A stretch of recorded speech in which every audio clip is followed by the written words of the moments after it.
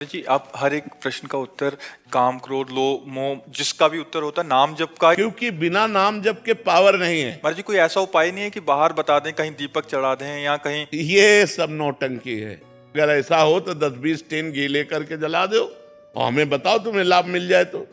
कुछ नहीं होने वाला।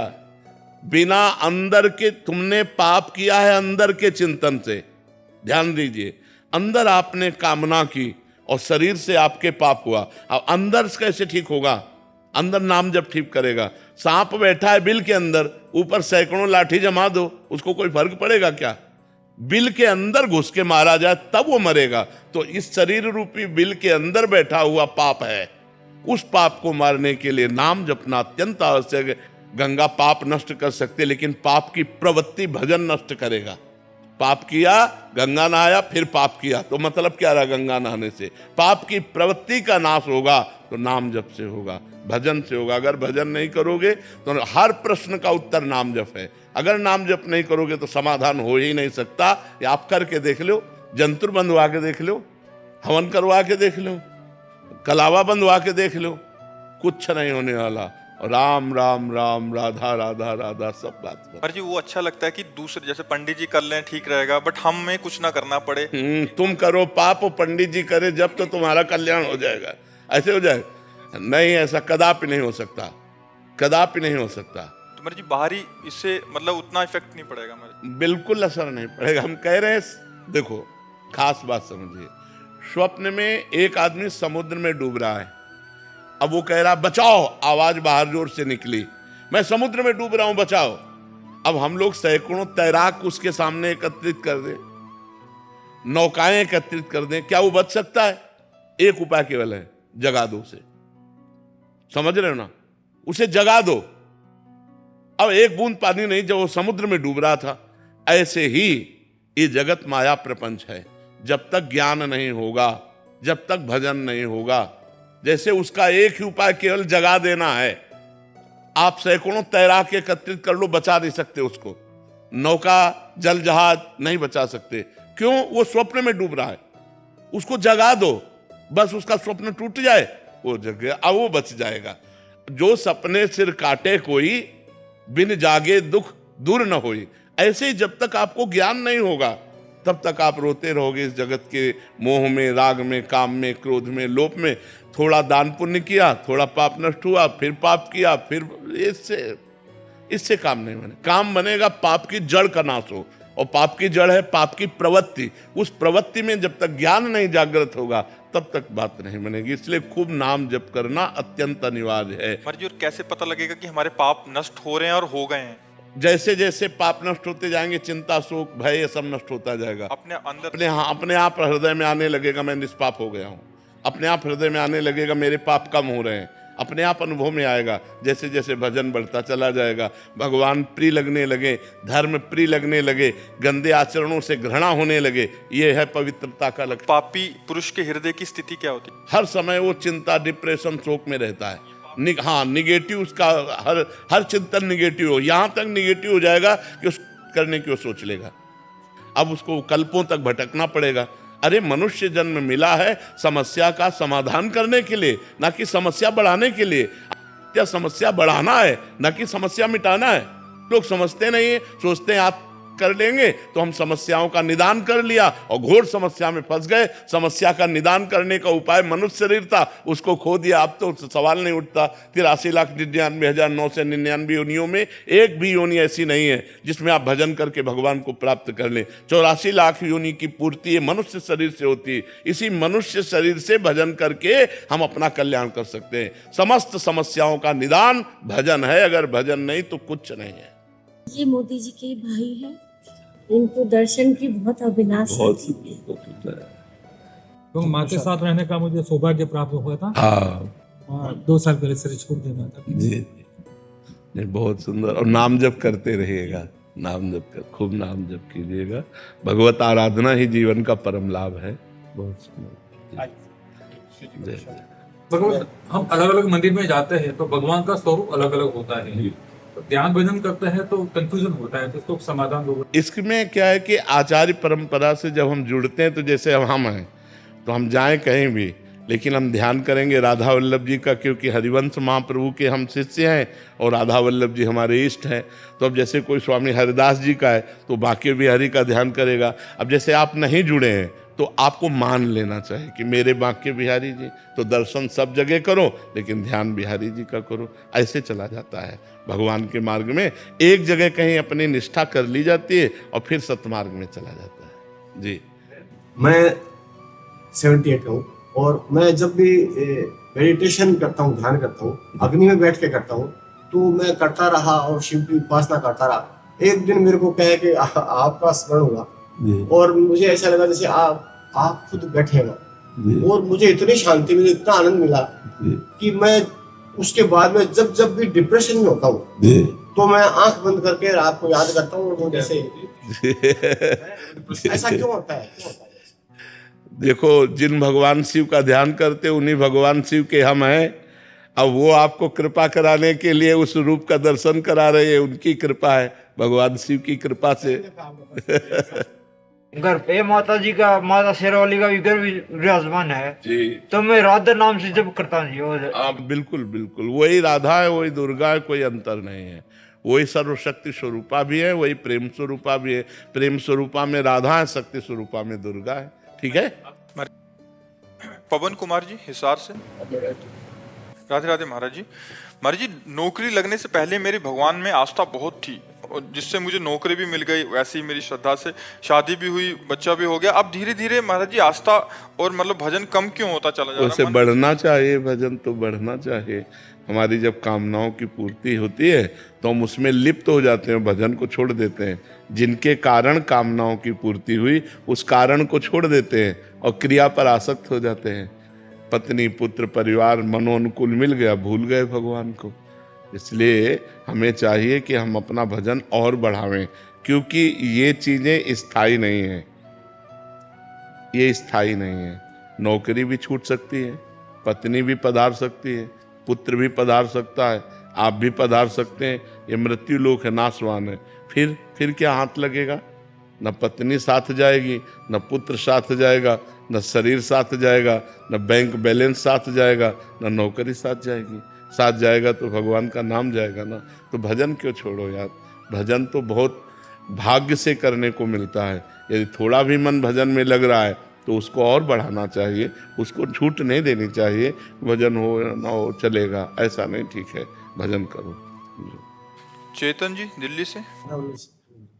राधे राधे राधे महाराज जी। महाराज जी, आप कह रहे हैं कि आपने किसी को कंठी माला का फल बताया और पहना दी, बाद में उसने उतार के महाराज जी मांस मदिरा खाने लग गया, तो महाराज जी उसकी दुर्दशा तो है, मेरे को तो पाप नहीं लगेगा महाराज जी? मैंने तो उस समय वैसे हमें लगता है ये क्रियाएं अपने द्वारा नहीं होनी चाहिए, अपने को समर्थ नहीं समझना चाहिए।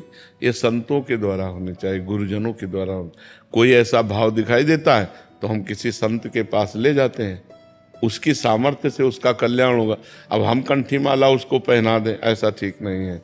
किसी संत के हाथ से कंठी माला पहनवाएं तो भगवान का संबंध, भगवान की प्रार्थना से वो निर्वाह हो जाएगा। अभी आप में खुद सामर्थ्य नहीं है, आपने कंठी माला पहना दी, उतार के फेंक के मनमानी आचरण करने लगा, तो फिर ठीक नहीं है। महाराज जी, मैं वृंदावन आता हूँ ना, तो कहते हैं कि आप माँ से कंठी माला लियो। ऐसे कंठी माला कोई ऐसे खिलवाड़ चीज है क्या? कंठी माला तुम्हें पहनना है तो किसी संत की शरण में चलो, वो अपने हाथ से कंठी माला दे तब धारण किया। ऐसे थोड़ी बाजार से खरीदा और पहन लिया, ऐसे थोड़ी, ऐसे नहीं। ये भागवती का तभी उसका कल्याण नहीं हुआ, तभी वो फिर अपने गंदे आचरणों में चला गया।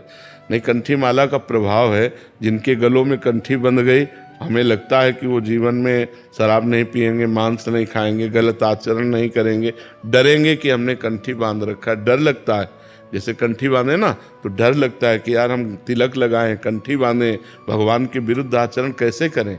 लेकिन जो मनमानी तो फिर बाजारू, तो बाजार से खरीद लिया, पहन लिया, उतार दिया, फेंक दिया, कोई मतलब नहीं। रिश्तेदार है, बस से कंठी माला पहनी, 2 दिन बाद उतार दी। हाँ, वो संसार के ऐसे। मरीज को भगवान का स्वरूप मान करके सेवा कीजिए और नाम जप कीजिए।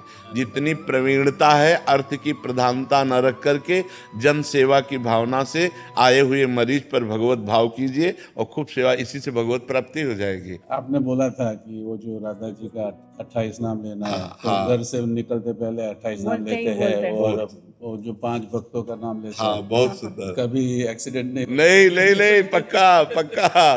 भक्ति भक्त भगवंत गुरु चतुर नाम बपुएक, इनके पद बंधन के नासत विघ्न अनेक।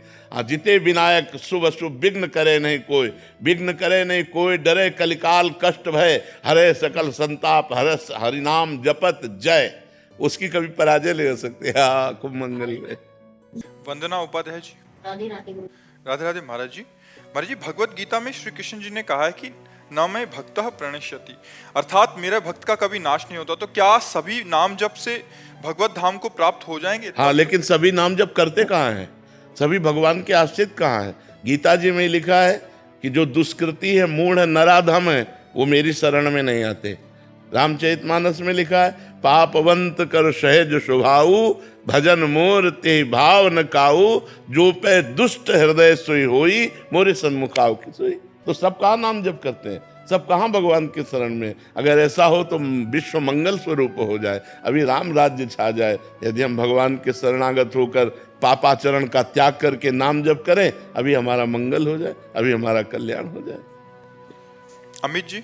राधे राधे महाराज। राधे राधे महाराज जी। महाराज जी, कभी ऐसी परिस्थितियां उत्पन्न हो जाती हैं कि हमारे द्वारा बनाया गया दैनिक नियम था जो नाम जप का, तो पूरा नहीं हो पाता। ऐसे में नियम भंग होने के कारण हमें नाम जप का पुण्य प्राप्त हो सकेगा या नहीं? अगले दिन फिर हम प्रयास, जैसे आपका 11 माला का नियम है, आज आपने 2 माला जप किया, तो अगले दिन की 11 प्लस 9।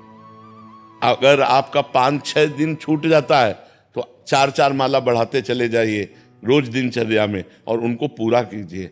इससे हमारा भजन बढ़ेगा, इससे हमारा सुकृत बढ़ेगा, इसमें हमारा मंगल होगा। नियम निष्ठा नहीं तोड़नी चाहिए।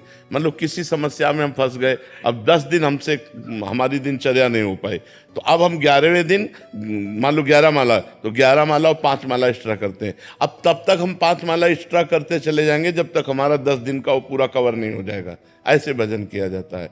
गृहस्थी में समस्याएं आ सकती हैं कि आप नियम पूरा नहीं कर सकते, तो उसको अगले दिन पूरा कीजिए, उसके अगले दिन पूरा कीजिए, 3 दिन में 4 दिन में उसकी कमी को पूरी कीजिए। समझ पा रहे हैं आप? सुनीता जी मेरठ से। श्री हरिवंश महाराज जी। महाराज जी, अगर भगवान के समक्ष किया गया संकल्प पूरा ना कर पाए तो प्रभु क्षमा कर देते हैं? अरे हम बच्चे हैं, हमारा क्या संकल्प? हमसे तो गलतियां होती ही रहेंगी, हमसे तो त्रुटि होती रहेंगी, पर प्रयास करें, जो हम नियम लें उसको पूरा करें, प्रयास करें। अगर हम प्रयास में असफल होते हैं तो भगवान नाराज क्यों होंगे? वो बहुत गंभीर पिता हैं, वो उदार शिरोमणि पिता हैं, हम उनके बच्चे हैं। बच्चों से त्रुटि हो जाए तो पिता नाराज थोड़ी होते हैं, वो तो बहुत बड़े हैं, बहुत कृपालु हैं, बहुत उदार हैं। पर हमें चाहिए कि हम जो नियम लें, जो संकल्प करें, उसे पूरा करना चाहिए। ऐसे सहसा संकल्प नहीं लेना चाहिए, लेकिन जो संकल्प लें उसे पूरा करें। अगर नहीं कर पाते हैं तो भगवान से निवेदन करें, प्रार्थना करें कि प्रभु हमें बल दो, मैं उस संकल्प को पूरा करूं। बकाया उसमें कोई हानि नहीं है कि कोई हानि हो जाएगी। वो मंगल भवन अमंगल हारी है, कभी अमंगल तो कर ही नहीं सकते जी। राम चौधरी जी। महाराज जी, आपके चरणों में कोटि कोटि प्रणाम। गुरुदेव भगवान, आपकी कृपा से नाम जप हो जाता है, लेकिन मेरे से और साधन नहीं बन पा रहे। जैसे कि मतलब कोई भी नियमावली हो या पाठ आदि हो, मेरी श्रद्धा चलेगा, बस केवल नाम जप करते रहो, इसी से भगवत प्राप्ति हो जाएगी। निरंतर नाम चलाते रहो, बस इसी से काम बन जाएगा। पर पापाचरण नहीं होना चाहिए, साइड में परहेज है, दवा के साथ साइड में परहेज है। अगर गंदे आचरण करोगे, पापाचरण करोगे, तो नाम जब उसी को भस्म करने में लगा रहेगा तो तुम्हें आनंद की अनुभूति कब होगी? इसलिए पापाचरण का त्याग करके यदि केवल नाम जप किया जाए तो नाम जप मात्र से ही भगवत प्राप्ति हो जाएगी, सब दुखों का नाश हो जाएगा, सर्वानंद हो जाएगा। भगवान का नाम सर्व सामर्थ्यशाली है। हर्षिता। महाराज जी, मेरा प्रश्न है कि हम अपने हर कार्य, हर परिणाम के लिए खुद को भगवान के चरणों में समर्पित कर देते हैं, तो क्या ये समर्पण हमें आलस्य प्रदान तो नहीं कर देगा? नहीं, कैसी बात करते हो? भगवान का समर्पण वीरता प्रदान करता है कि आलस्य? भगवान के चरणों में समर्पण कर देने का मतलब सर्व मंगलमय, और वो बहुत धन्यवाद है कि आप हर क्रिया को भगवान के चरणों में समर्पित करके करें। अगर ऐसा कुछ है कि भगवान सब कर देंगे और हम पापाचरण करते हैं, फिर गलत बात है, ये कायरता होगी। हम गंदे आचरण कर रहे हो, भगवान की कृपा से हमारा मंगल हो जाएगा, ऐसा कैसे हो रहा है? हम अच्छे कार्यों का संकल्प करते हैं पर भगवान की शरण में होकर कि प्रभु अब आप देख लीजिए, अब मैं सतमार्ग में चल तो रहा हूं पर मैं चलने लायक नहीं हूं, ना मैं इंद्रिय विजयी हूं ना मैं काम विजयी हूं। प्रभु पर भरोसा आपका है कि आप मुझे जिता दोगे, आप मुझे निकाल दोगे, तो निकल जाएंगे। फिर भगवान की कृपा, ऐसे चला ही जाता है। ऐसे ही अहंकार करके थोड़ी सतमार्ग में चला जाता है कि मैं ऐसा कर लूंगा, नहीं, भगवान की कृपा से हो जाएगा, प्रयास हमारा, सफलता भगवान की कृपा, ऐसे चला जाता है। प्रवृत्ति में रहते हुए स्मरण का पूरा। हाँ, लेकिन उस प्रवृत्ति को भी भगवत अर्पण कर दे। जैसे हम 2 घंटे किसी ऐसी प्रवृत्ति में लगे जिसमें हमारा नाम छूट जाता है, तो पूरी सृष्टि भगवान का स्वरूप है। मत्ता परतरम नान्यत किंचिदस्ति धनंजय, मेरे सिवा कुछ नहीं। तो उसे तुरंत 2 घंटे बाद हम भगवान का स्मरण करते हुए कि ये सेवा इन स्वरूपों में आप ही थे प्रभु, मैंने ये सेवा जो की वो आपकी प्रसन्नता का हेतु बने, वो कृष्णार्पणम मस्तु, तो वो भी भजन माना जाएगा। वो मदर्थ कर्म है, भगवान के लिए कर्म है, तो वो भी भजन ही माना जाता है। क्योंकि प्रवृत्ति में छूट जाना स्वाभाविक है। हम जब एकाग्र होकर किसी से बात करते हैं, एकाग्र होकर कोई कार्य करते हैं, तो फिर मन एक कार्य को ही पूर्ण रूप से संभाल पाता है, तो वो सुमिरन फिर नहीं पकड़ पाता है। तो हम उस क्रिया को भगवान को समर्पण कर दें, वो कर्म योग बन जाएगा, जिससे भगवत प्राप्ति हो जाएगी।